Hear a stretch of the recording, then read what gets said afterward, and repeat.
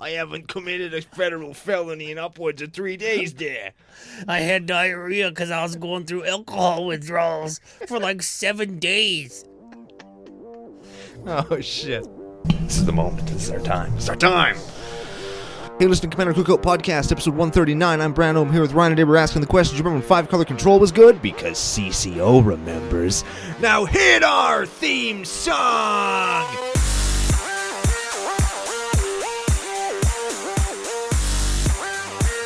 Hey, Ryan. Back for yet another whirlwind adventure. How you doing? Good. What's going down? Whole ton is going down. We're going to continue the arc of remembering when it was good by talking about a deck that was very prominent when I got back into Standard in earnest. And we're going to talk about some other stuff as well, including mana base building and some other super fun stuff. Before any of that, we got to thank our official sponsor, FaceToFaceGames.com. They're Canada's biggest Magic store. And every arc, we do a $25 gift certificate giveaway. What do we call it? I always call it the wrong thing. Store credit. Store credit. There we go. $25 store credit, FaceToFaceGames.com. Get over there, check out their content portion of their website, leave us a comment on any one of our shows saying Ryan and Brando are a good pickup. We don't actually get anything from that, but we like giving you some kickback on that. So $25 goes to one lucky commenter. We get the peace of mind of knowing that the people of CCO Nation are telling people who are supporting us that they should continue to support us. I like that. Yeah, and that's like the most important thing. Very much so. Okay, so we got to get right into it because we've got a busy episode. Speaking of supporting us and or where you can find us, do the thing. It's the thing. We're CCOPodcast and CCO Brando and Twitter and tappedout.net. That's where you can see this week's list, last week's list, or any other list that we're going to do throughout the course of the show. If you'd like to send us any kind of correspondence, not including nude pictures of yourself, CommanderCookout@gmail.com is the address. What about nudes of anybody else? I'm open-minded. You can also find us anywhere better podcasts are found. If you would like a more complete listing of that, you can check out down below in the show notes. You can also find us on YouTube, Facebook, all those places, and patreon.com/CCOPodcast if you're in the position to help the channel grow financially. And if you missed any of that because it was a disjointed mess, you can head over to our official home on the entire internet, CommanderCookout.com.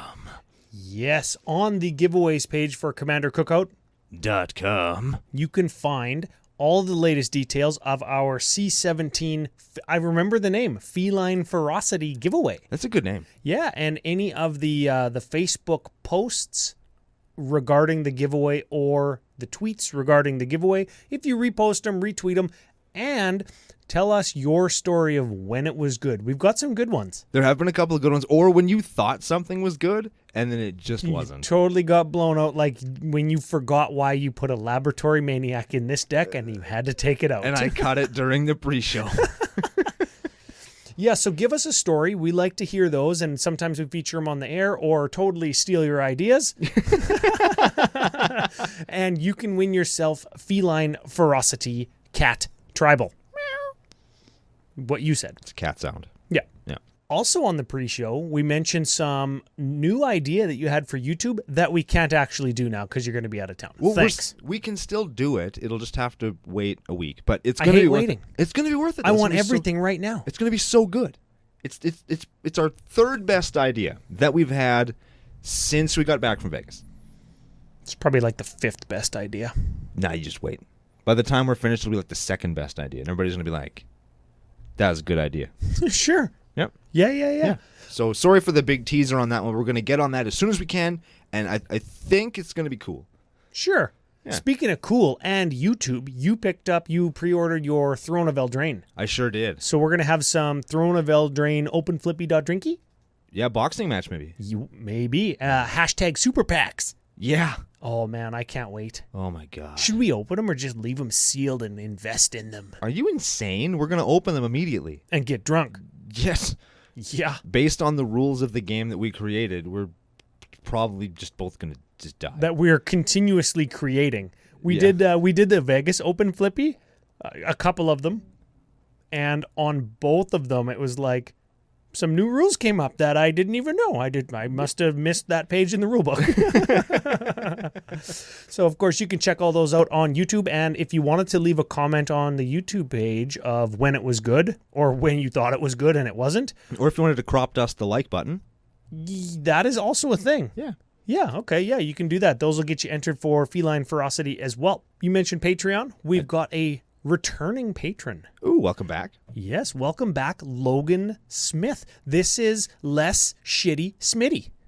Less Shitty Smitty. That was a good name. I like that, yeah. I like that one too. You know what's funny too is he sent us a message when his shout out was on the air or whatever, and his wife they were like listening in the car, and she was like, oh, that's totally funny, whatever it was. She liked it, and she didn't agree. She thinks that he is just as shitty as whoever the other Smitty is.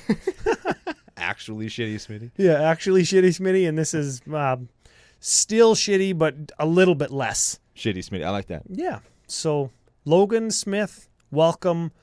Sorry for just destroying your name again. Hopefully your wife is listening. Maybe she still agrees with us. Probably she does. Definitely does. Yeah, we're usually right. We are right at least 4% of the time. At the very least. As high as 7, but not less than 4. Oh, and the last thing I wanted to say about Patreon. All of the August sign-up gifts have gone out. Ooh. Yeah. That's all exciting. of the August sign-up gifts went out. I got one back from last month because I wrote the address wrong. I contacted you. Please get back to me. Yes. Okay. I got a story real quick. This do is it. like we're going back to when it was good, Sure. right? And way back in the day, we always used to talk about like barbecues and beers and stuff, right? So I got kind of a feel-good story about that. Okay. So Rebecca works with people who she's a exercise therapist or physiologist, right? So she rehabs people when they have heart attacks or strokes or whatever. She rehabs them back into like regular peopleness. Sure. So she's got a stroke lady who is a Red Seal baker, and she just showed up one day with like 4 dozen cinnamon buns. Oh my God. Yeah, I wanted to bathe in them. Why are there none here with me now? Well, this is the story. We got a few of them. She brought some of them home. The lady has to like work with her hands a lot to like make her body start to work again because she's like rehabbing her left arm and stuff. So we brought these cinnamon buns home, and we give some to the boy. His first cinnamon bun experience.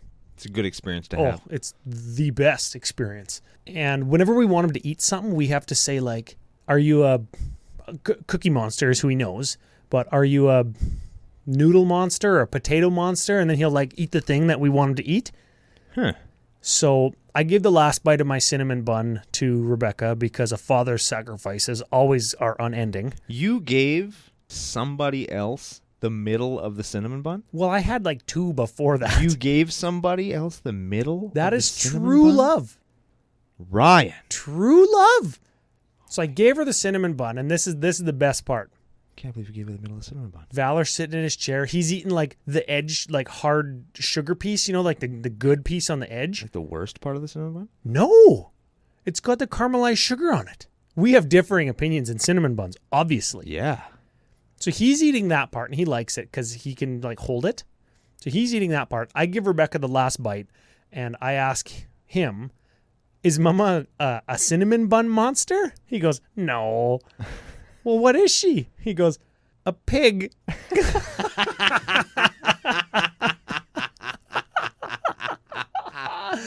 Oh, sorry, Rebecca. Oh, get wrecked. Yeah. Wrecked Becca. That's what Wrecked we're gonna call her Becca. Yeah, if she ever becomes a patron. Wrecked Becca. That's the cinnamon bun story. I thought it was a feel-good CCO story. The only thing that would have made it better is if I was drinking a beer when that all happened. now. Yes. Yeah. Yes. Or if I had have been there for the middle of a cinnamon bun, because Then you would have been called the pig.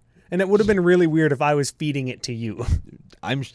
We totally would have done it. Snap poll for CCO Nation. Can any of you out there picture a world in which Ryan does not feed me a cinnamon bun? Because I'm pretty sure that most people just picture us doing that while we record the show, man. That's what we're doing right now. Yeah, like I talk like there isn't cinnamon buns here, but just Well, the McNut's out there. I mean, maybe she's got cinnamon bun. She always bakes. oh man, Yeah, nut baking is good. Don't Google that. do not Google that ever. No, No. Oh, man. Okay, that was the story. Thank you for sticking around if you're still here. We wanted to talk about building a mana base. Yes. Do we want to talk about mana bases? We're going to talk about some of that Eldraine shit. We talked about how we're going to drink some of it on the channel. Yeah, we're going to blend it up and then mix it with like tequila and like that margarita mix, and we're going to drink a magic card. I just made that up. We shouldn't do that. Yeah, we should definitely not do that. The ink will probably be really bad for our stomachs. No, it's non-toxic. I don't know if it's non-toxic. I don't know if it's don't quote me on that, CCO Nation. Yeah, no, dude. It's inflammable. Like, it doesn't burn when you set it on fire. So I'm sure it's not good for our stomachs. Rocks don't burn, and we can eat rocks. But you shouldn't. You're right. Yeah. Chickens eat rocks. Well, I don't know where this conversation's going. So do goldfish. But they do. Goldfish are stupid. Let's be honest. So are chickens. We should not eat rocks or magic cards. We should eat fish and chickens, though. 100%. Yes. I don't know how we have ended up here, but I'm glad that is where we've ended up. We are not Fish and Chicken Cookout Podcast. Yes. FCCO. That actually works. I'm sure people say that all the time, too. So you said, remember when 5-color control was good? I did say that. And we built a 5-color control list today, sort of. So what that means is we built the deck, we got all the cards in it, we've got room for, what do we say, 7 land or whatever? I think it ended up to 37 land, and we got some rocks, of course, and all that stuff. We wanted to go backwards in time to when 5-color control was good in Standard, like we did last week with the Fires deck in Masks Invasion Standard. This is Lorwyn Shards of Alara Standard. Correct. So like 2007? 8? I'm not good with years, or names, or dates. Times, places. You're not good at any of those things. No. You need a day planner with pictures. Yes, a picture book day planner. That's what I need. Yes. So if we go backwards in time, that list could cast, like, give us an example. It would go like Bitter Blossom on turn 2, Bloodbraid Elf on turn 3, let's say, Cryptic Command on turn 4, and then Cruel Ultimatum on like turn 7. Yeah. All different colored stuff. It plays all the crazy jank-ass shit that you just wouldn't... It almost, when you looked at the lists, they all looked really shoehorned together. They used Muldrifters as card advantage, and they won by just Cruel Ultimatuming you over and over and over again. And they did this because mana was like so crazy perfect, right? Yeah. And Wizards now doesn't even want to do like shocks and fetches in the same format. And the guys that kind of behind, we don't like shuffle effects. It takes too long for games to play out. And while that's true, it also makes decks too good, too consistent. And when the best strategy or archetype or whatever is found, everybody just plays that based on like how good the mana is, right? So we're talking about Vivid Lands. The land base was really slow, but it was remarkably effective. That's fine because there was no hyper super aggro deck. Like at that time, what was the fastest deck? Jund? Red. Okay. Well, hold on. We're getting ahead of ourselves. Sorry, yeah. Vivid Land. Give us an example of what a Vivid Land is. A Vivid Land would be like your Vivid Grove, Vivid Crag, Vivid whatever, Vivid X. There's 5 of them, one for each color. They come into play tapped with, I think, 3? Is it 3? 2 counters on it. You can tap it for whatever color it is, or you can tap it, remove a counter, get a mana of any color. So any color. And you paired those with Reflecting Pool. As in the original list, Reflecting Pool taps for a mana of any color another land you control could produce. So it was a 5-colored land. And it didn't come into play tapped. It did not come into play tapped. So you could turn 1, play your Vivid Land. Turn 2, play your Reflecting Pool. Turn 3, play any 2-drop in the whole list. Well, turn 2, play any 2-drop in the whole list. Yeah. Because a Reflecting Pool doesn't come into play tapped. Yes. And on top of that, let's say you used your depletion counters or whatever on your Vivid Lands. You also played the Shards of Alara Tri-Lands. Those are the come into play tapped and give you 1 mana of any color of the shard that you're in. So like the Esper one comes into play tapped, but taps to give you white, blue, or black. Correct. So you could play all of those lands all together, and you paired them with maybe a couple basics or whatever it was. Who cares? There wasn't a whole lot of land hosing back then, and if there was, it costed like 17. Yeah, Tech Edge didn't even exist until Zendikar. Yeah. Right? And this was the block, Alara was the block before Zendikar, right? Yes. Yes. So if the other deck in the format wasn't powerful enough come mid to late game, it just couldn't beat 5-color control, and it was the best deck in the format, right? That's exactly how it went. You'd get to, if you went to turn 5 or 6 and didn't have them on their ass already, you weren't probably going to win. And Jund couldn't even compete with that until Alara Reborn when Putrid Leech came out, which was essentially a 4/4 for 2, but you had to pay your own 2 life, and it still wasn't even really the best, because when like Shards came out, then 5-color control got Bloodbraid and Blightning and Bituminous Blast, so you could Bit Blast into Bloodbraid, into Blightning or Terminate, and just kill your opponent's whatever. It was doing the same thing that Jund was doing. Yeah, except it also had Cryptic Command. Yeah. Like, what? You're doing Jund, but you have just blue kicking around. I guess I'll do my blue, like tap your team down, draw a card, or counter your spell. Like, holy. Yeah, and you had white for Path. Oh, yeah, because Path to Exile was in Conflux. Yeah. You could Path one turn and then Cruel Ultimatum the next. It was a nightmare. So what we did with this deck is we just started with 10 lands. So what 10 lands do we got? We've got 5 Vivids, we've got a Reflecting Pool, we've got a Command Tower, Ghost Quarter, Strip Mine, and a Wasteland. So we're destroying other people's lands and making our own. And the conversation you and I were having is, how do you do it in a 5-color deck when you don't want to do duels and fetches and filters and shock lands because money? Yeah, you don't want to just take your house and sell it and then trade it for cards. Yeah, so you built a 5-color deck in the Vegas Rotisserie draft without any of that. What did you do? I used 2 filters. Okay, that's fine. For the colors that I had the most of, because it's important. Like, I needed to do green sometimes, I needed to do blue sometimes. Yeah, you slant your mana base to give you what you need at what point you need it in the game. And 1 or 2 filters is fine, but I find that lands that, especially if you can play more than 1 land in a turn, things that get overlooked a lot in Commander, even though they're printed all the time, are the Ravnica Karoo lands. Yeah, if you can play more than 1 land, for sure. Like, if you got your Azusa and your Exploration, I think we play both in this deck, right? Yes, sir. Like, if you're not looking for perfect mana all the time, like, I played bounces, a couple of filters, no fetches, and all basics, and I still played everything I wanted to on time just because I could play a couple extra land every turn. Okay, well, 2 things.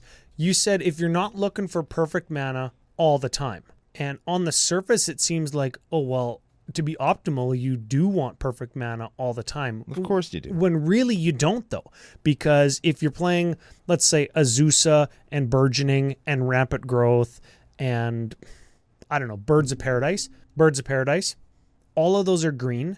Maybe you slant your mana base to give you a higher percentage chance to get green on turn 1 or 2. Then you can get something that gives you any color, like a Birds of Paradise or a Rampant Growth to find a basic that you need. And then you're good, right? Yeah.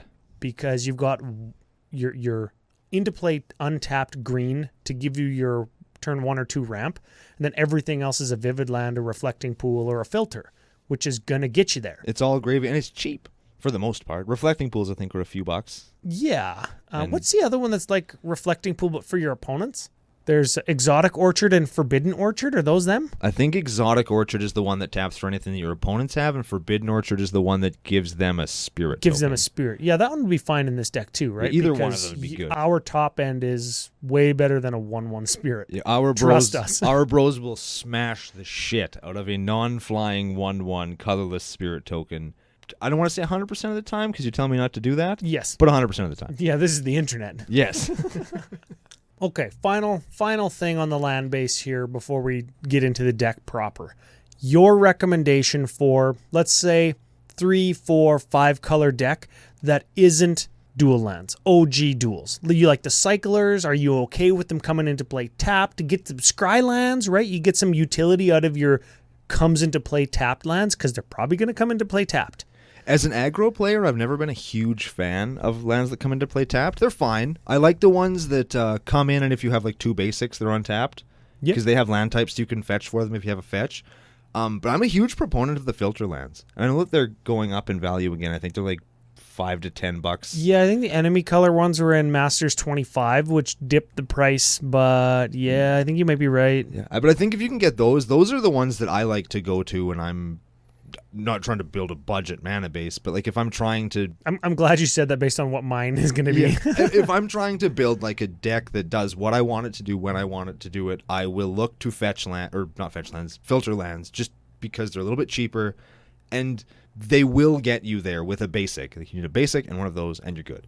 And then you have 2 of whatever you need, right? Exactly. The only thing about it is a 5-color deck, your filter might not get you there. Like if you've got a forest and then a white-green filter and you need a black mana. Yeah. That's the only thing about them, right? Those are tricky. Yeah, and that's true of most other... Yeah. If you need a black and you get your Bant Triland. Same exact scenario, right? Yeah. What about you, Rody? What would you say? I think...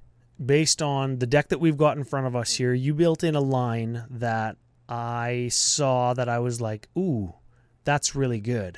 And it's really good when you pair it with fetch lands. And I know that Modern has exploded the value of some of the fetch lands. Could I recommend, in a 5-color deck, could I recommend like Bloodstained Mire and Saltmarsh? I think those are the cheap ones, like black, red, black, white, green, like that's got to be a cheap one. Wooded Foothills, like any of the cons ones are going to be a little bit less.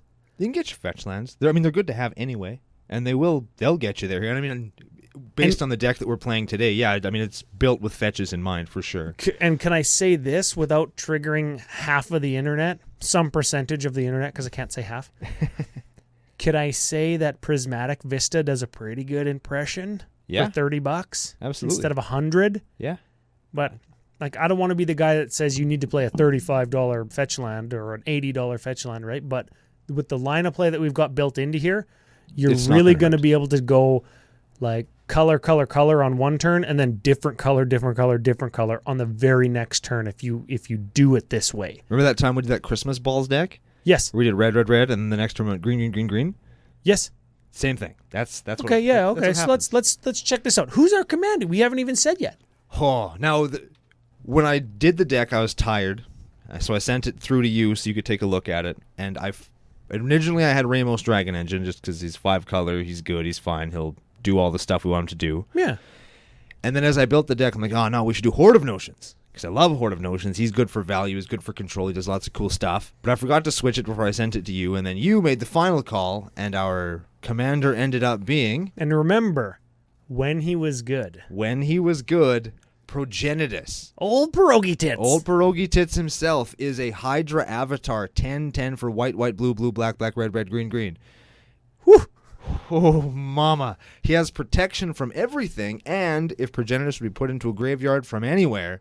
You reveal it and shuffle it into the library instead. Holy shit. Yeah, you could do that with him. And with one of my suggestions, we might want to do that with him, but you can just like put him into your command zone.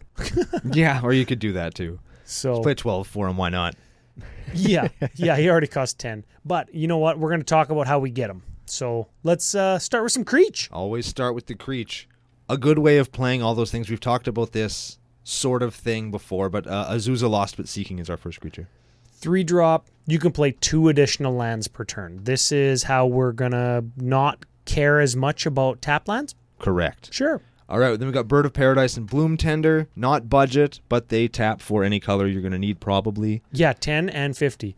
Bloom Tender, if you only have a Bloom Tender, only gives you green, but as soon as you play anything else that is a non-green color, then Bloom Tender is going to give you 2 mana. Green and something else, right? So good. It taps for a mana of every color of permanent you control. It's very good. Next we have Cavalier of Dawn. Ooh, so you'll notice the white in its mana cost. Yikes. Then 2 more. 4/6 Vig, when it enters the battlefield, destroy up to 1 non-land permanent and its opponent or its controller gets a 3/3 golem. And it generous gifts something, essentially. Yeah, and then when it leaves the battlefield, return target artifact or enchantment card from your graveyard to your hand. That'll come in handy later. Next up, we have Cavalier. It'll come into your handy later. I like that. Yeah. We have Cavalier of Gales next. Notice the blue in this one's converted mana cost. Yikes. Then 2 more. 5/5 flyer. When it enters the battlefield, you brainstorm essentially, right? Correct. Then when it dies, you shuffle it into your library and scry 2. Yes. All great value on those Cavaliers. I'm telling you, those are good if you can support the mana, which we just talked for 10 minutes. We probably can. We'll figure out a way. We all know I have a soft spot for cards like these, especially this one, which was recently reprinted in C19. We have Clever Impersonator. 4-drop, enters the battlefield as a copy of target non-land permanent. How about a Cavalier? How about something else that we're going to talk about in the very immediate future? How about Cloud Thresher? Notice the green, green, green, green, and 2 in this one's converted mana cost. Jeez. 7/7 for 6, and that green, green, green, green is like a drawback, air quotes. Yes. So it's got flash, it's got reach, and when it enters the battlefield, you deal 2 damage to each creature with flying. And each player. Sure. And it has Evoke green, green 2, so you can play it and it dies and it'll just... Yeah, you pay 4 mana for like a 2-point Hurricane. That's fine. That's just like on rate for Hurricane, and with a future card, we'll be able to do something with that. Yes. Next up, we have Constipated Sphinx. Another one with double pips, and its casting cost 6-drop, 4/6. Whenever an opponent draws a card, we draw 2. We like double pips and things that cost 6 with 6 toughness. Oh, I keep finding similarities. And a Tali Primal Storm. 6/6 for 6, double red. When he attacks, right? On attack. On attack. So good. You just get the top card of all your opponent's libraries for free. You just cast them for free. And yours. On mine too, sure. Yeah, why not? Yeah, why not? I can pay green, green, green, green, but I can just pay 0 as well. It's fine. Now, let's reel it back in. Play something more sensible in an Aethersworn Canonist. Well, I like this little card. I think that this is a throwback to the original 5-color control list, right? Yes. This was a potential white 2-drop where you could go maybe like black, red, 3-drop on the next turn. And it makes things like Bloodbraid Elf not near as good. Yo, yeah, this was a sideboard card for against Jund, right? It was. Because what it says is it's a 2/2 for 2. Each player who has cast a non-artifact spell this turn can't cast additional non-artifact spells. So when you cast your Bloodbraid or your Bituminous Blast and try to cascade, you can't cascade. It's very good. Yes. All right, next we have Frost Titan. Frost Titan. You want to do them all? Let's do them all. We play Frost Titan, Grave Titan, Inferno Titan, and Sun Titan. Wow, we are going to have quite the average CMC in this deck, aren't we? It's going to be outrageous. So we're playing all the Titans, and we both wanted them both or all in here because it was always an argument back in the day of which Titan is the best. Mm-hmm. Because Grave Titan gives you like the most power, and Inferno Titan could kill the Grave Titan zombies that you get, but Frost Titan keeps them all tapped down, and it was kind of like a jostling of positions to decide which one was the best one in Standard. Do you remember that? Yes, I do. It was always a thing, like what's really good right now? Well, this Titan is really good right now because it beats this card or whatever, right? And Sun Titan is really rad in this deck because it gets your fetch lands back. That's right. We're going to talk about that when we get to the last Creature. All right, we have Horde of Notions. We talked about him already. Yeah, pay 5, and you can cast an elemental from your graveyard. So your Evoke Cloud Thresher, and when you invoke your Muldrifter to draw 2 cards, you can pay 5 next turn and cast them again for its Evoke cost to just draw 2 every turn. It's also a 5/5 Vigilance Trample Haste for 5. That's pretty good. Sure. Yeah. Speaking of things that are pretty good that you could cast with a Horde of Notions, how about a Maelstrom Wanderer? That's an elemental. Sure is. Yeah. Teamer 5, 7/5. Creatures you control have haste. Guts Cascade. So a little bit of a non-bow with our Aethersworn Canonist, but balls that. Yeah, screw them. Just attack until they block, and as soon as they block, make them wish they were dead. Yeah, make them wish they didn't block. And then grant their wish, because you just played a Maelstrom Wanderer, and then Yes. sacked it to something and played it again. Yep. Yeah. All right, next up is Muldrotha the Gravetide. Oh, another elemental. It's almost like I had a plan. Yeah, 6-drop, 6/6. During each of your turns, you can cast a permanent of each permanent type from your graveyard. And it's play, so you can get your land, too. Yes, you're right. Muldrotha is very good. Yeah, okay. So if for whatever reason or however way that you want, you can kill your Aethersworn Canonist, after you cast your Cascade card, you can cast your Aethersworn Canonist from your graveyard again. Why not? There you go. Are we talking about Muldrifter? He's a 2/2 flyer for 5. Evoke 3. Comes into play. You draw 2. Yeah, He's whatever. a card draw engine. 3 mana, draw 2 cards. He's a toss back to the old list. Plus, he's good if you're playing Horde of Notions. Next card, I really like this one. I think you all should too. We have Nezahal, the Primal Tide. Can't be countered. 7/7 for 7. No max hand size. Whenever an opponent casts a non-creature spell, draw a card. So that's like pretty often, right? That's lots. Okay. Even on turn 6 or 7 when he hits? People are still playing non-creature stuff. Sure. You can discard 3 cards to exile them, and then you return them at the beginning of the next end step. Dives way into the ocean so you can't get him. Yeah, and that's actually really good with Muldrotha. It is. Because you can just you just make sure you discard permanent cards. That's right. Or elementals. Yeah. Yeah, okay. All right, let's stick with What is with the mana cost of this deck? What have you done? What have you done? You can build a mana base that will play anything. No, what I mean is... And they're super high, and I don't even care. Yeah, that. I put every play more land thing I could think of in this son of a bitch. You're going to play like 25 land on turn 3. There's like 2. You put Shut no ramp in this No. deck. I had to put all of the mana rocks in here. I hate rocks. It's good, though. That's why I sent the deck to Ryan. That's it. Next up, we have Nick Bolas. Nick Bolas is Grixis 2. Yeah, baby. I don't even know what he does. You got to pay Grixis or else he like dies. Yep. He's a flyer 7/7. When he hits you, discard your hand, right? Yeah. Yeah, that's good. That's fine. That's fine. That's totally fine. I'm totally medium on discarding my hand. You know what? He can hit me. I'll hit myself with him because I'll discard my hand. How about this? Finger Blast Worm. I'm not even going to comment. Read what it does. Tell the people what it does, Ryan. When you finger blast, what you do is attack and destroy all other creatures. Period. There's a period after that sentence. Whenever Nova Blast Worm attacks, destroy all other creatures, period. And it's a 7/7 for 7. Get there. Notice the white, green. Yeah, it's almost like we give a shit about mana cost. Yeah. All right, then we got a painter. Oh, wait. What? Go ahead. Yeah. I have no idea. Painter Servant? I just have no idea what you're doing. Why don't you want to play Painter Servant? Well, I do. I want to play Painter Servant Animar and just make everything black. He's unbanned. We have to play him. Sure. But He's a 1/3 Scarecrow for 2. When he enters the battlefield, choose a color. All cards that aren't in play, spells, and permanents are the chosen color in addition to their other colors. He's rad. He's all colors, not just red. Shut up. You make me so I'll sick. See myself out just like last week. Get out of here. All right, next up we have Ramunap Excavator. 2/3, play a land from your graveyard. Sakashima the Imposter. Enters the battlefield as a clone, but you can pay 4 to bounce her. And she keeps her name, so you can copy your Nick Bolas and just make 2 players discard their hands. Hell yeah. Shriekmaw. Elemental, you evoke him for 2 and he destroys a creature, or you cast him for 5 and he's got fear. Utopia Tree.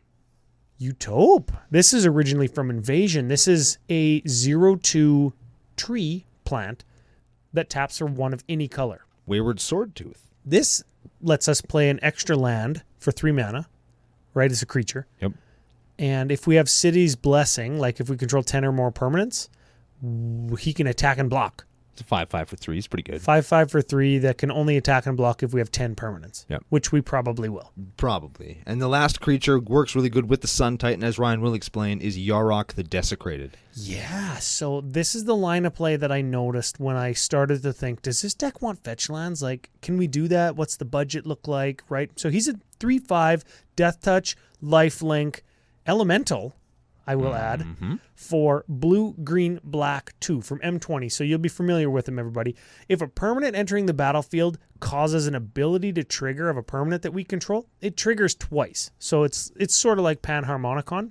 And what I thought was, because our mana base is going to allow us to do anything we want, we could go turn 4 or 5, whatever it is, turn 3, 4, or 5 Yarok, like black, green, blue. The immediate following turn, we can go Sun Titan, get fetch land back. Because on ETB, we get a land back with Sun Titan, but now we can get 2. Yeah. So we move from 6 mana to 8 mana as soon as we cast Sun Titan. And that's pretty good. Let's call that turn 5. Yeah. On the immediately following turn, if we draw a land, granted, we play the land, attack with Sun Titan. That moves us from 8 mana to 10 mana, and we just get a fetch land back from like attacking with Sun Titan, play a land that gives us any color, and then just use all 10 of our lands that give us any color and cast Progenitus. Boom. On turn 6. Seems good.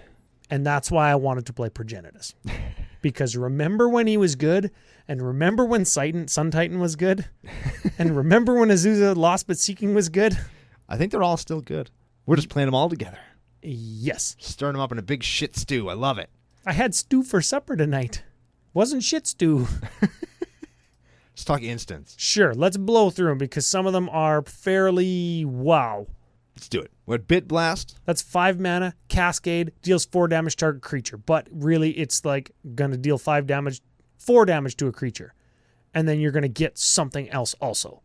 A counterspell. Counters a spell. Cryptic Command. That counters a spell and does a bunch of other stuff like return target permanent to its owner's hand, tap all creature opponents control, and draw a card. Notice the blue 1 casting cost. Not afraid. Cyclonic Rift. That's going to bounce a thing or bounce all the things. Esper Charm. Esper Charm, hey? This was from back when it was a Ramos deck because it's 3 colors. And it does lots of cool stuff.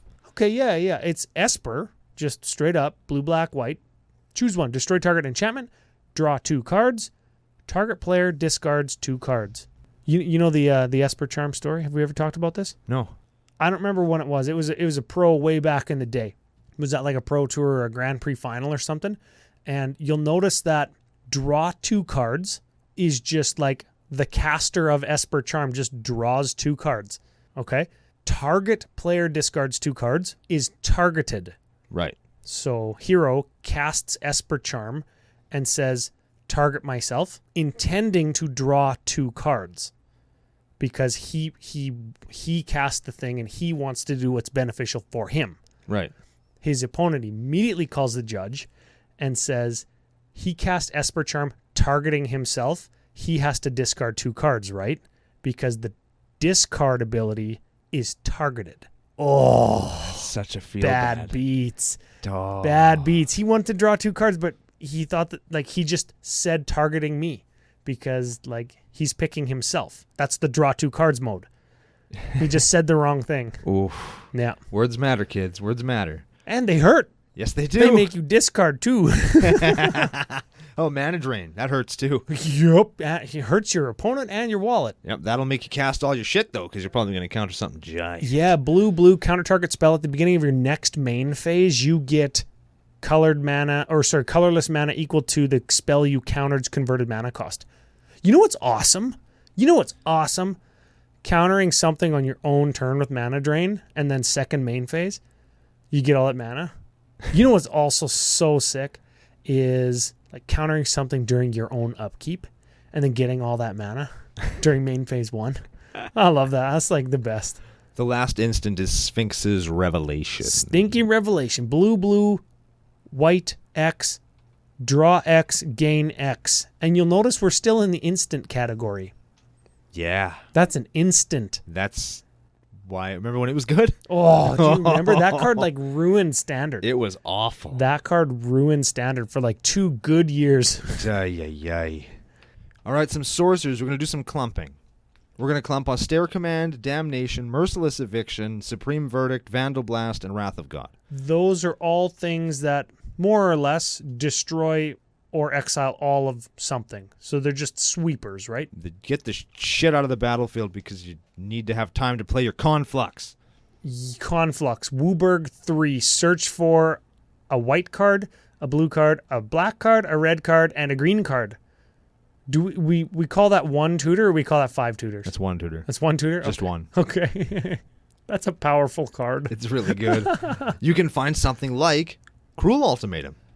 Yeah, and that's the thing. Like, you could choose, I'm going to use Cruel Ultimatum as my blue spell for Conflux. So the Dream Halls combo is you would play 1 Conflux and find 3 Cruel Ultimatums that you then play for free by discarding Progenituses. Because 1 Cruel Ultimatum is your blue one, 1 Cruel Ultimatum is your black one, 1 Cruel Ultimatum is your red one. Yep. And you can just discard cards of the appropriate colors to cast all of those.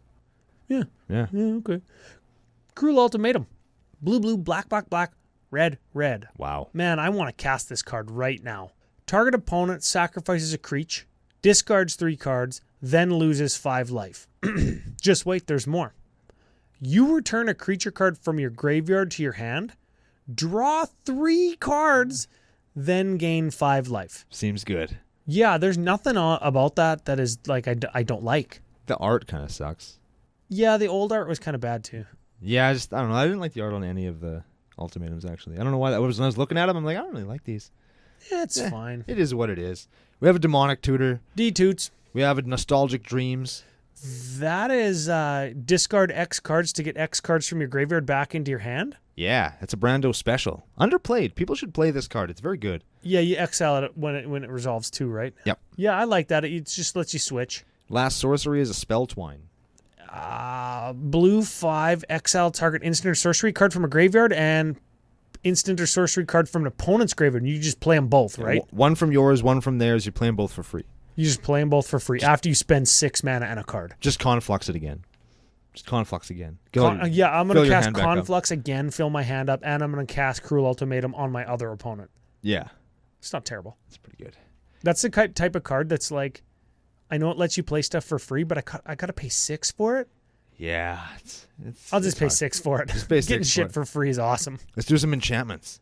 There's some good ones. Yes. We have a Bitter Blossom, staple of the old deck. Yeah, staple, because this is like how you won if you weren't Cruel Ultimating them, all right? That's right. At the beginning of your upkeep, you lose 1 life and you get a black fairy rogue creature token.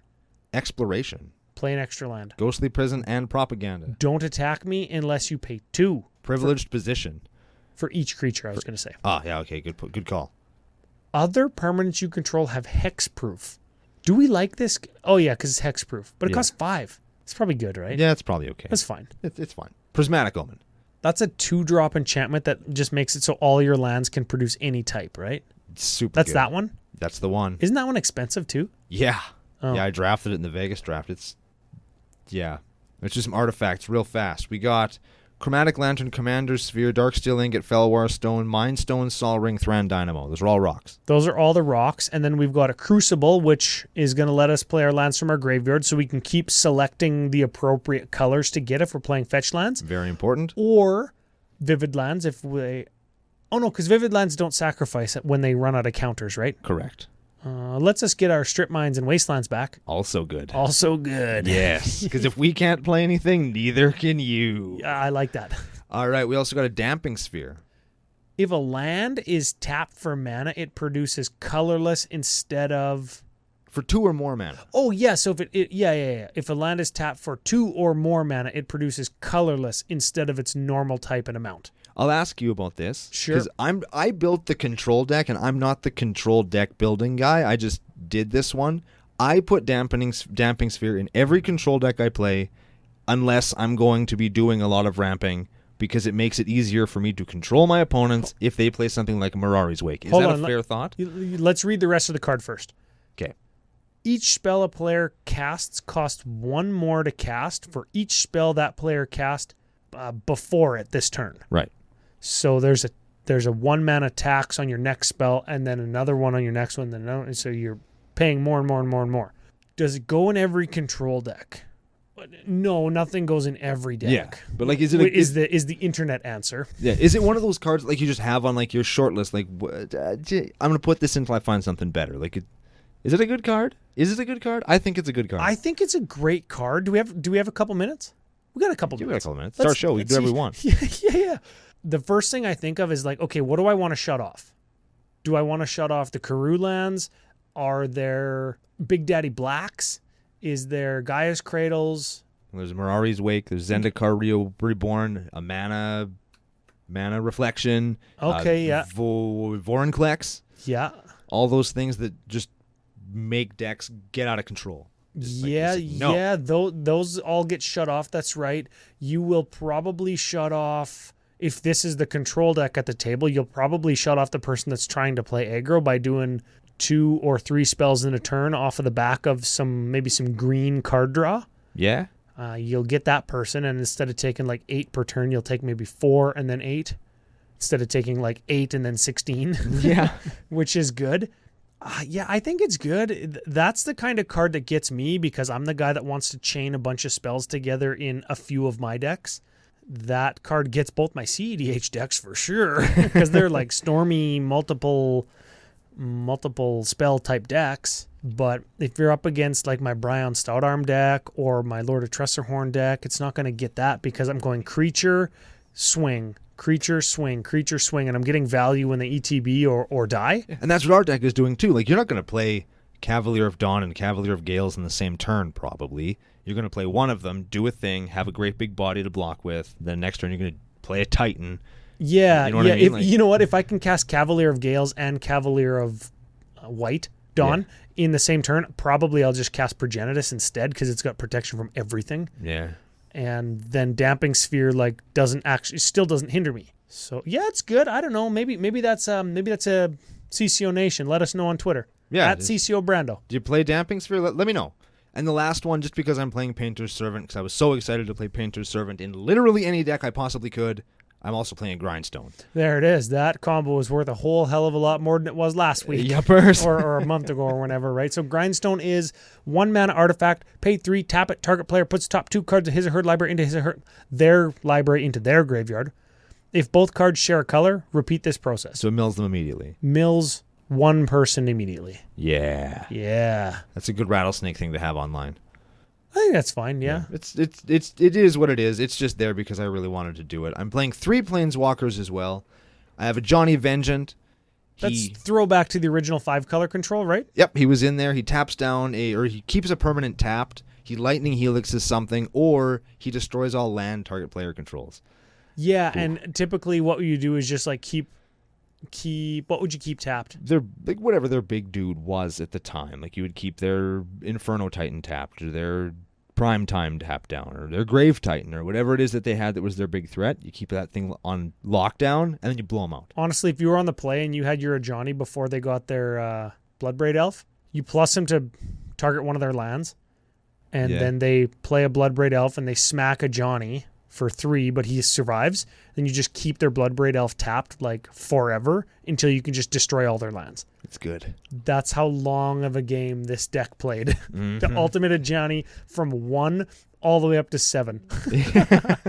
All right, the next one we have Liliana Vess. She's a tutor. She makes people discard cards. She gets all creatures and all graveyards into play under your control. She's fine, I guess. And lastly, we have Nick Bolas, Planeswalker. I'm just playing him because he's sweet. He's black, red, blue, 4 for a 5 loyalty Planeswalker, destroys a permanent, gain control of a creature, or basically Cruel Ultimatum somebody, which is why I'm playing it. Yeah, original Nick Bolas from Conflux, and he was in the 5-color control deck for a hot second. Yeah, until people realized that he costs black, red, blue, 4. That's a lot. Yeah, when basically they could do the same thing for black, red, blue. Is that the same CMC? Cruel Ultimatum costs 7, he costs 8. Yeah. And essentially, you just want a Cruel Ultimatum because, 7 mana, destroy target non-creature permanent. Yeah. Was fine, whatever. I'll just, bounce your creature, and that's better for me with Cryptic Command. Yeah. That's fine. It's whatever. But he's there. He's a thing. And then we have the land base. We talked about that ad nauseum earlier. That's the deck. It's a huge converted mana cost. It's a fucking beast is what this deck is. Yeah, let's talk about that for a minute. As it sits, 4.13 converted mana cost. Hell yeah. With 9 sources of card draw and 13 sources of ramp.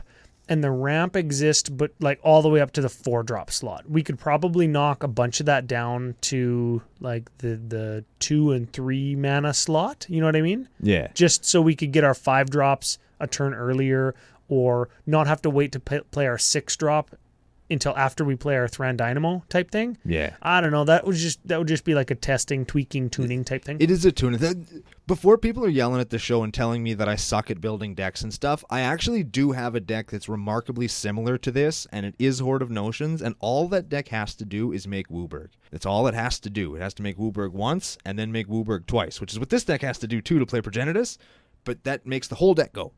Yeah, that's the thing. Because once you have Horde of Notions, you have all those elementals, and those elementals are gas, and that's all you need.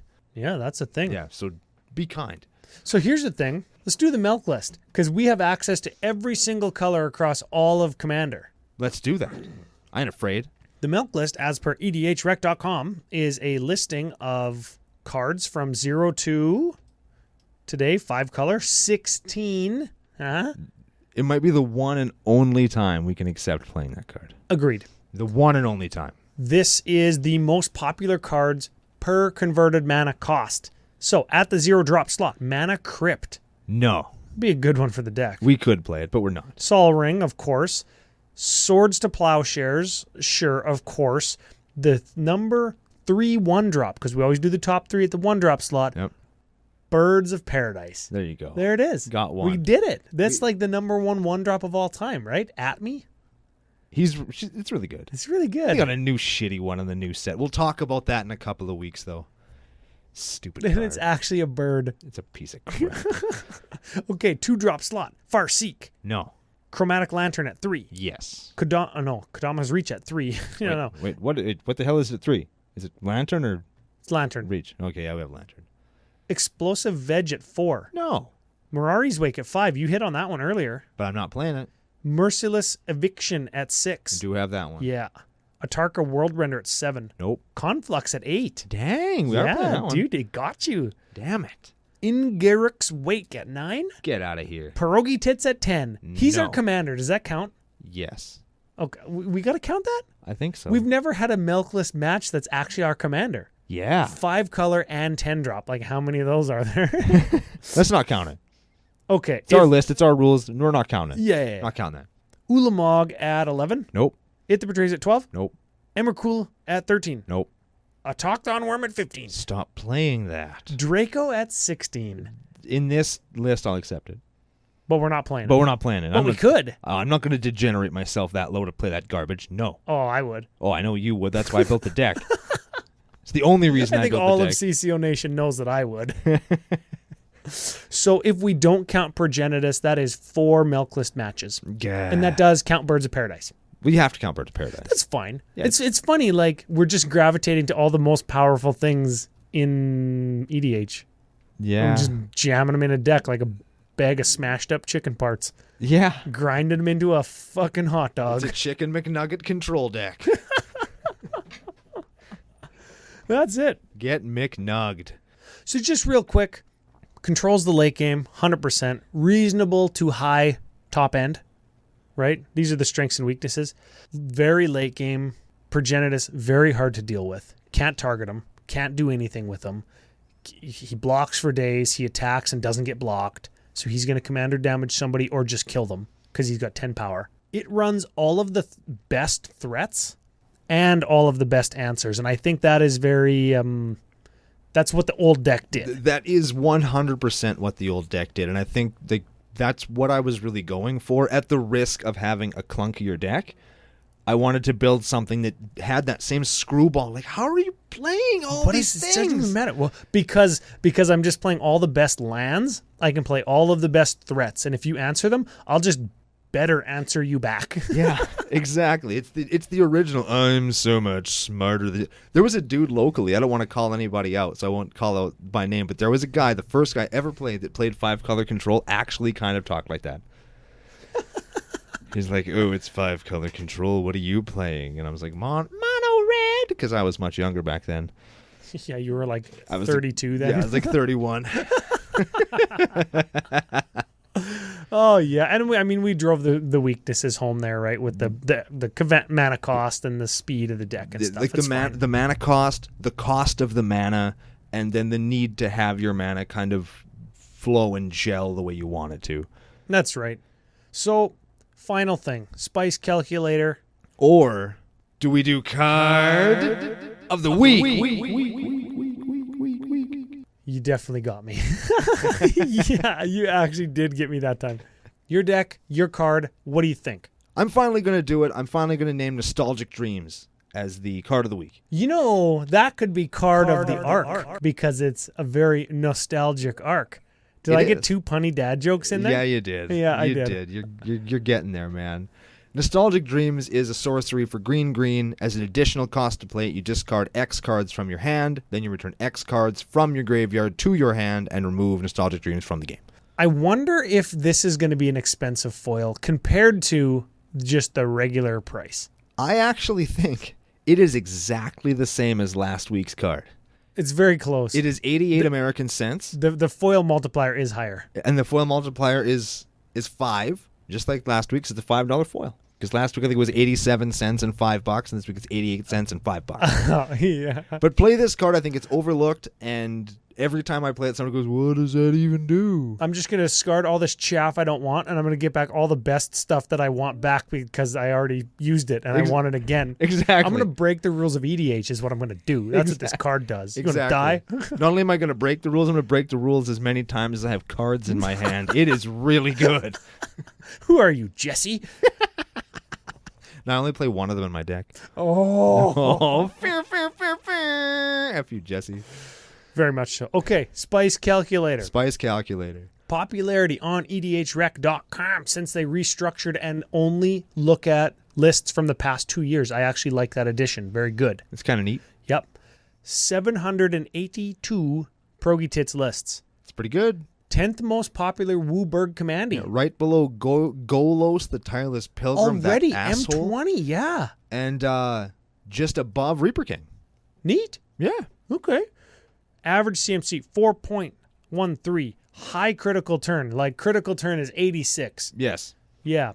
Optimal game size.